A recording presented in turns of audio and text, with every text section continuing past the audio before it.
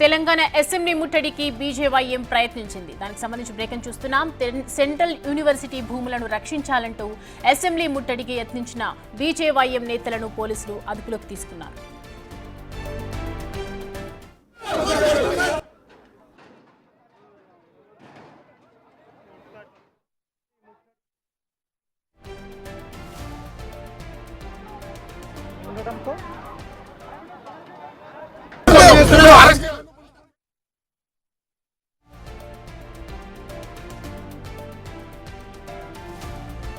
ఈ అంశానికి సంబంధించి పూర్తి డీటెయిల్స్ అందించడానికి మా ప్రతినిధి వెంకట్ జాయిన్ అవుతున్నారు లైవ్ లో. వెంకట్, ప్రస్తుతం అసెంబ్లీ దగ్గర సిచ్యువేషన్ ఏంటి? అసలు బీజేవైఎం ఎందుకు యూనివర్సిటీ వచ్చి అసెంబ్లీ దగ్గర అంత అల్లర్లు చేస్తూ ఉంది?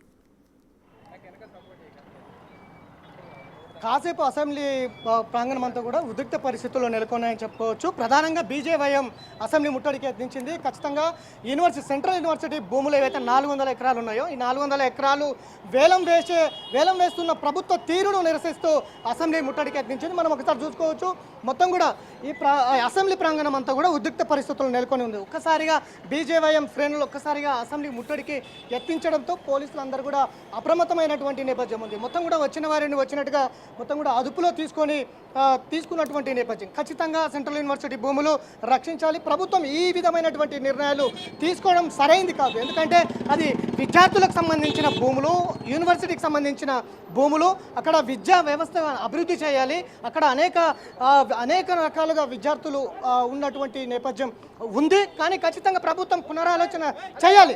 యూనివర్సిటీ భూములు రక్షించాలి అనేది ప్రధానంగా బీజేవైఎం డిమాండ్ చేస్తున్నటువంటి నేపథ్యం ఉంది. ఒకసారి చూసుకోవచ్చు, మొత్తం కూడా ఈ ప్రాంగణం అంతా కూడా అసెంబ్లీ ప్రాంగణం అంతా కూడా భారీ బందోబస్తు ఏర్పాటు చేసినటువంటి నేపథ్యం ఉంది.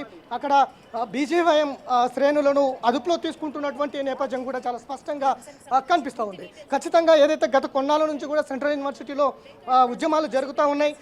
ఒక జేఏసీ ఏర్పాటు చేసుకొని మొత్తం విద్యార్థులందరూ కూడా ఖచ్చితంగా ప్రభుత్వ విధానాలు ఎండగడతాం, ప్రభుత్వం ఇప్పటికైనా పునరాలోచన చేయాలి, ఖచ్చితంగా భూములను రక్షించాలి, 400 ఎకరాల భూములను ఇటు కార్పొరేట్ వ్యవస్థలకు అప్పచెప్పడం సరైన విధానం కాదనేది చాలా స్పష్టంగా యూనివర్సిటీ విద్యార్థులు చెప్తున్నారు.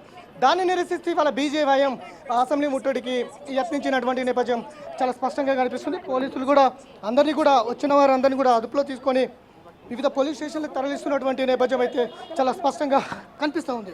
ఖచ్చితంగా ప్రభుత్వం ఈ నిర్ణయం మానుకోకపోతే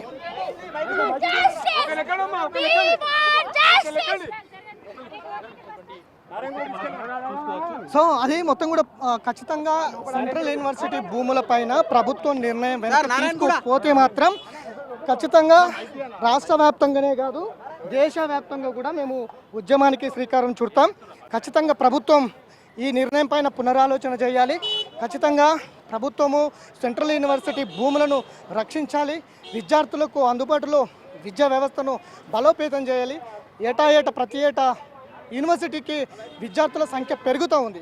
కాబట్టి ఆ భూములతోటి యూనివర్సిటీని మరింత అభివృద్ధి చేయాలి తప్ప ఇట్లా సెంట్రల్ యూనివర్సిటీ భూములను వేలంకి వేయడం సరైన విధానం కాదు. ఖచ్చితంగా ఈ అంశాన్ని జాతీయ స్థాయిలో లేవనెత్తుతాం, ప్రధానమంత్రి దగ్గర కూడా తీసుకెళ్తామంటూ కూడా బీజేవైఎం శ్రేణులు అయితే చాలా స్పష్టంగా చెప్తున్నారు.